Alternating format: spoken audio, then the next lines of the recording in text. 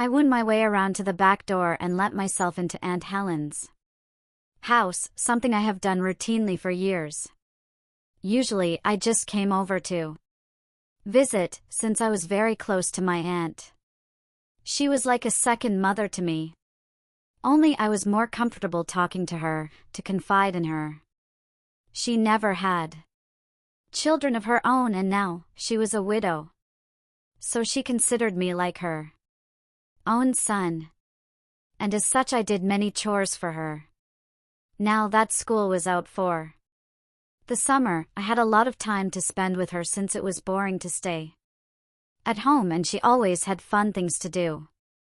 My mother was very overprotective of me and wouldn't let me take part in any sports or other activities, so I had few friends my own age. Besides which, I was too frail and awkward to do much of that anyway. So, instead, I spent a lot of time with Aunt Helen.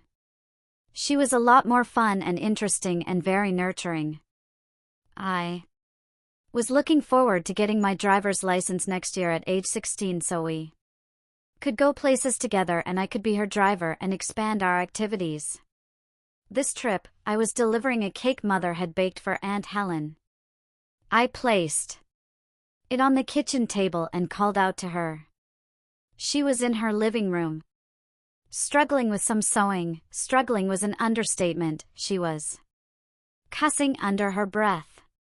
"What's the matter, Auntie? You look like you're having a problem," I asked, hesitantly, not knowing if this was a good time to say anything.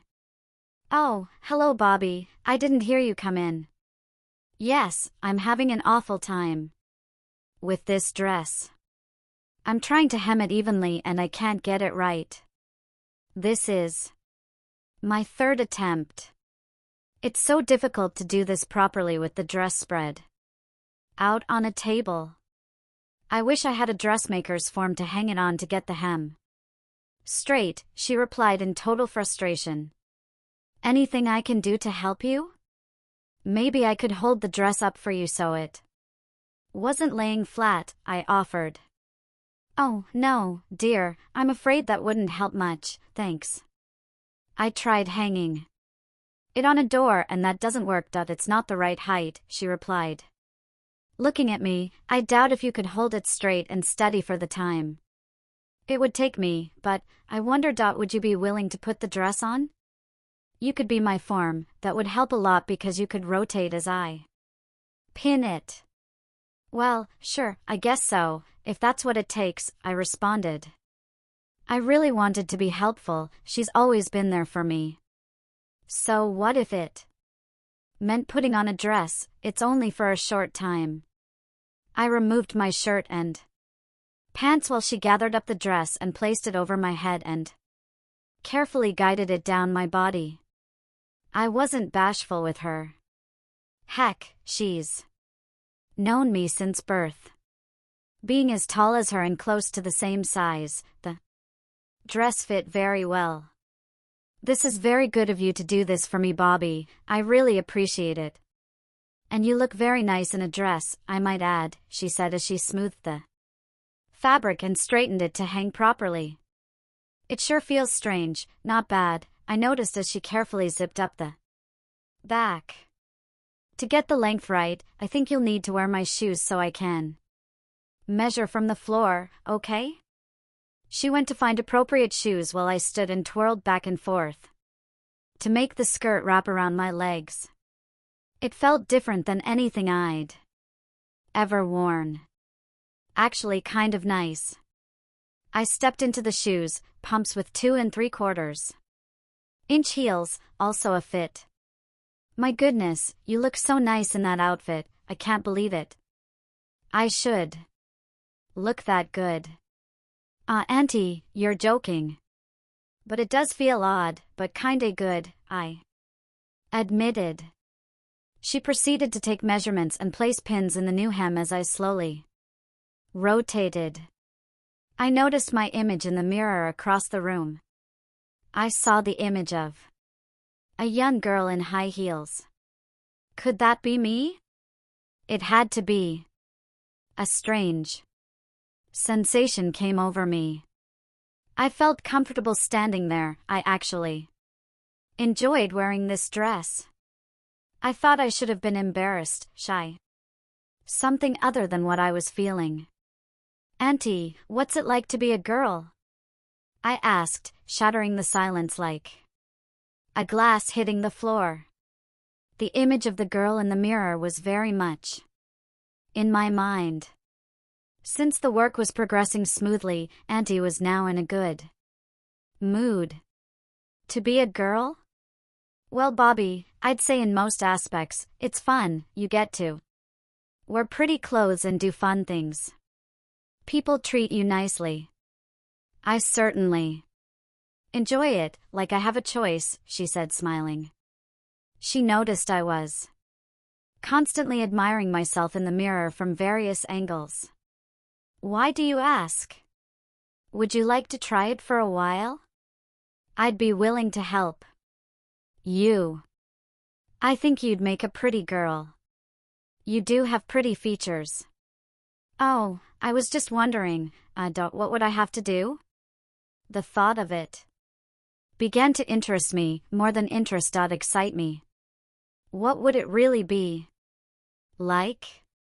"When we're done with this dress, let me help you try something else on. I think you'll be pleased." In a short time, with my assistance, Auntie completed marking the hem and helped me remove the dress carefully so I didn't get scratched by the pins. She escorted me to her bedroom where she dug in her dresser drawers and handed me some new underwear with instructions to put them on. I did so without hesitation. By now the idea seemed very appealing.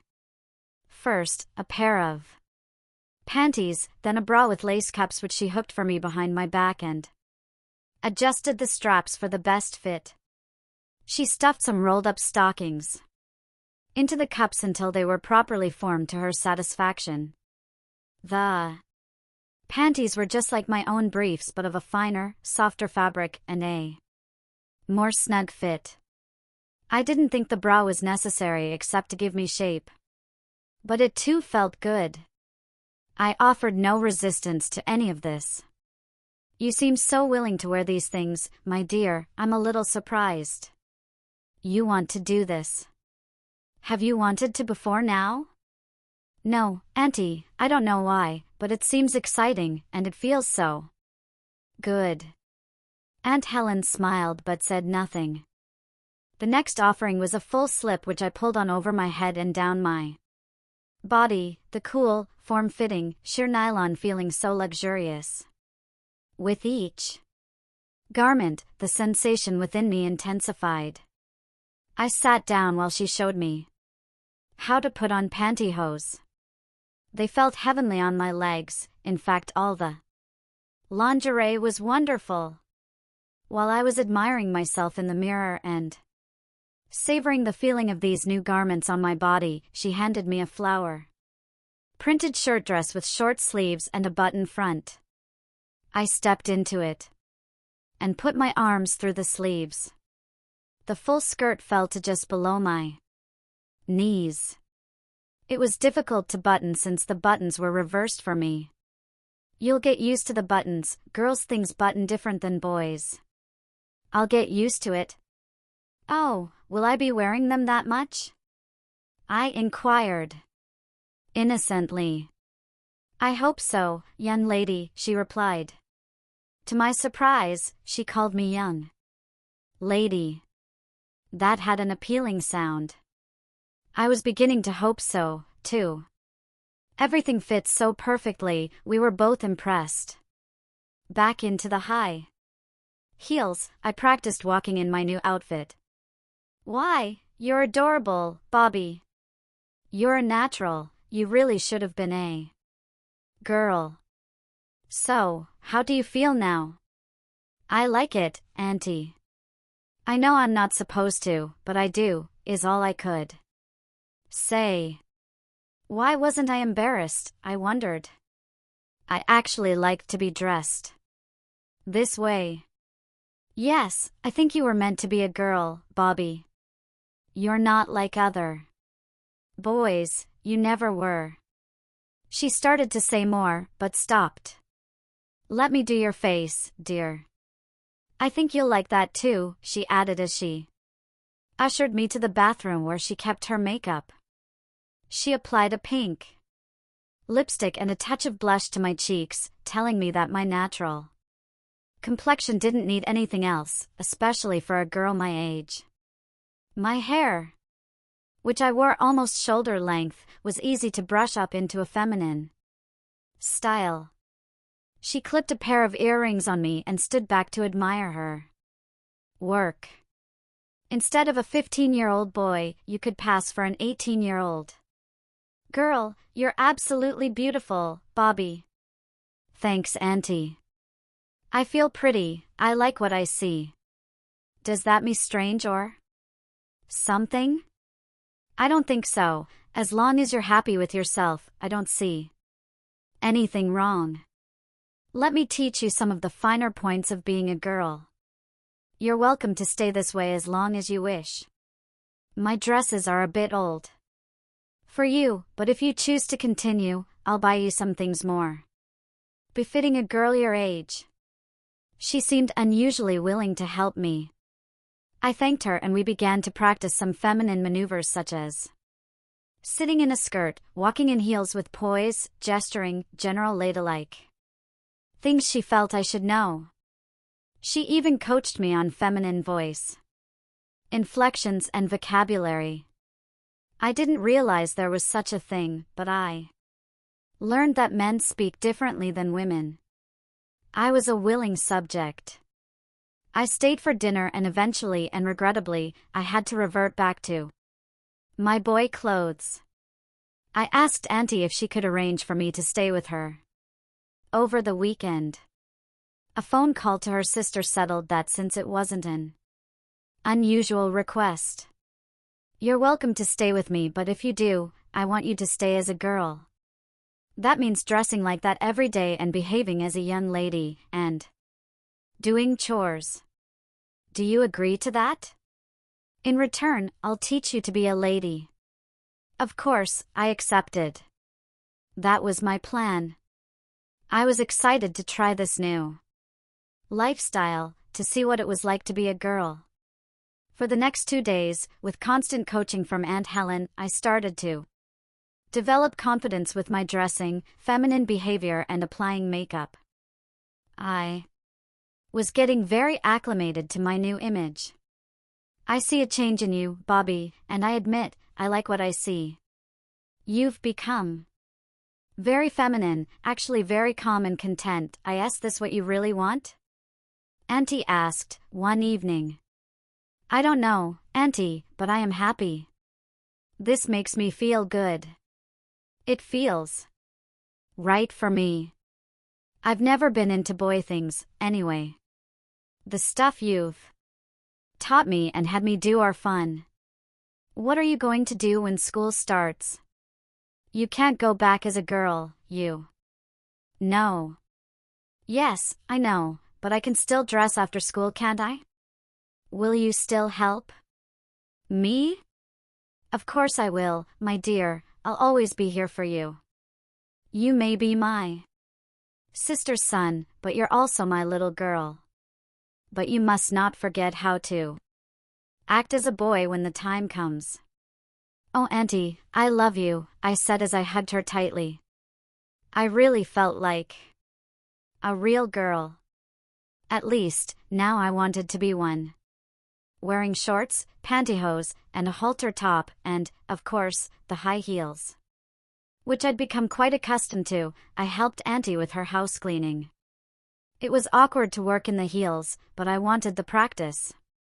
You look very sexy in that outfit, young lady, Auntie remarked. Shorts and high heels, wow. Better watch out for the boys. Thank you, Auntie, I will, I replied with a wink and a smile. I need the practice with the heels. It never occurred to me about boys from a girl's point of view.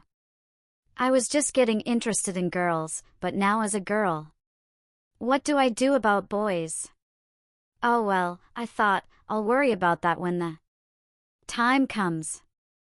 The first night I stayed over in my new persona, Auntie gave me a long blue nylon gown to sleep in. She suggested I keep my panties on. Usually, when I stayed over, I'd sleep on her sofa, but this time, she invited me to sleep in her large bed with her, since we were both women. She really accepted me as a girl. As we lay there, we talked about my feelings, what I wanted to do, what girls do, boys, how I should act, etc. until I fell asleep. That was the first of many such nights. Two ladies sharing a bed having girl talk. For that entire first weekend, I was a girl, 3 days non-stop total femininity. Auntie didn't let me forget for one moment that I was a lady. I was in total ecstasy.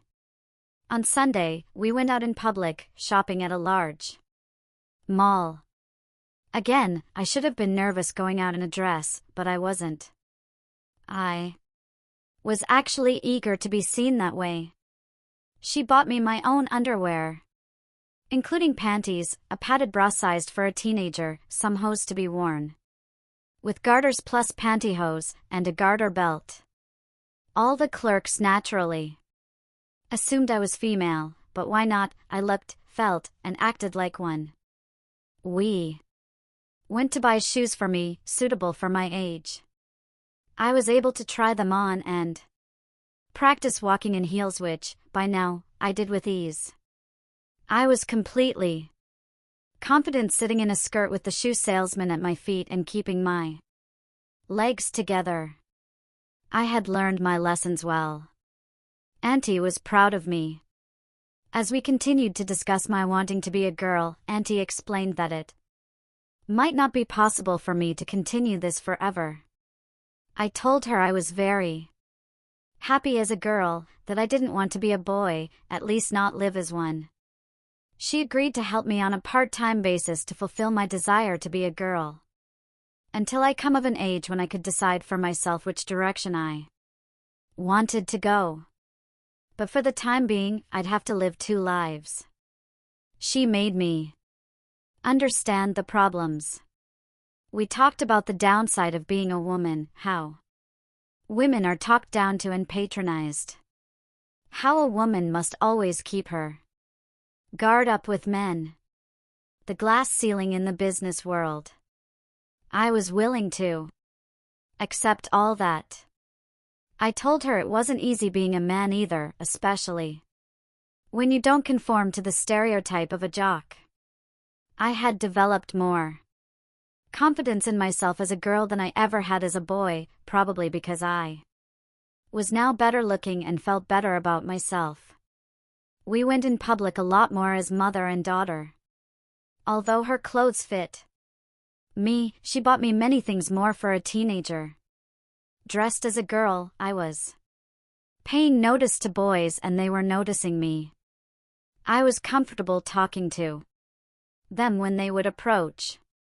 It finally happened when one boy started talking to me, we got acquainted, and he asked me out on a date.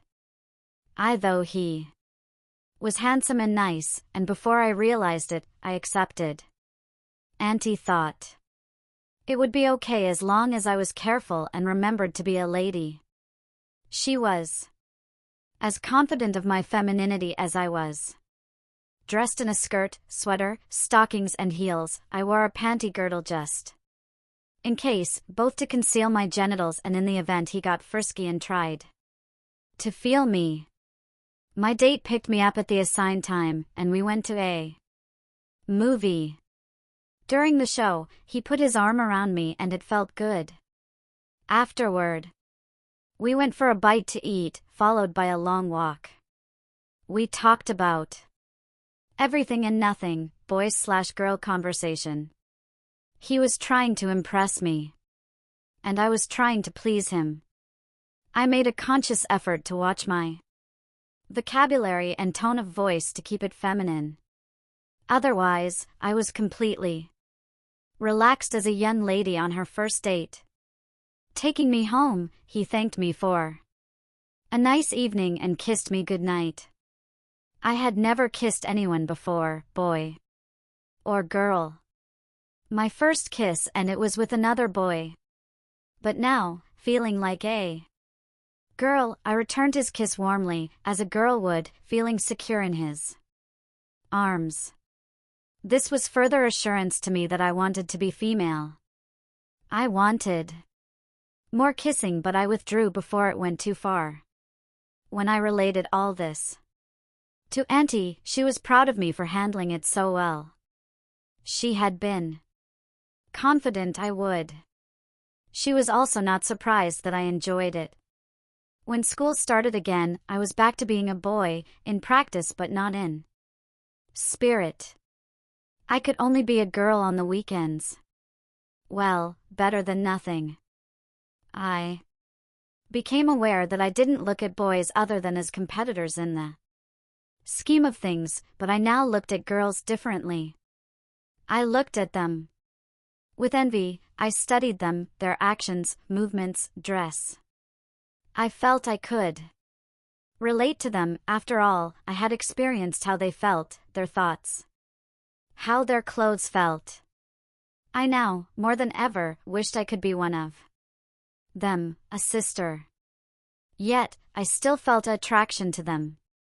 Maybe I had changed too, because the girls were friendlier to me than ever before. Maybe they sensed the sisterhood I was feeling. I didn't exude the usual bravado that boys my age exhibit. I established relationships with girls that had never happened before.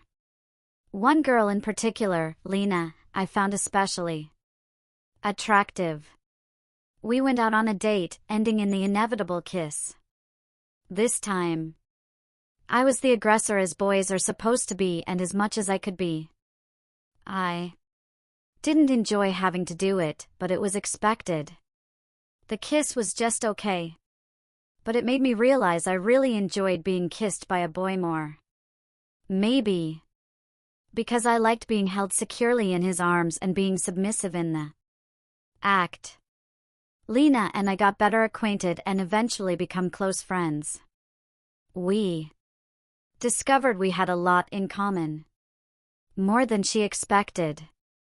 Eventually, I confided in her that I liked to wear girls' clothes.